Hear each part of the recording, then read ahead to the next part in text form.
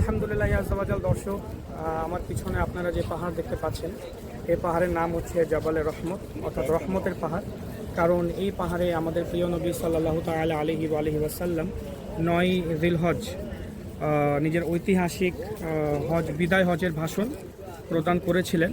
এবং আপনারা যে পিলার দেখতে পাচ্ছেন, এই পিলারের উপর দাঁড়িয়ে এই লক্ষাধিক সাহাবায়ে কেরামের সম্মুখে আমার প্রিয় নবী সাল্লাল্লাহু আলাইহি ওয়াসাল্লাম নিজের শেষবারের ন্যায় নসিহতপূর্ণ ঐতিহাসিক বয়ান, ভাষণ আমাদেরকে দিয়েছিলেন।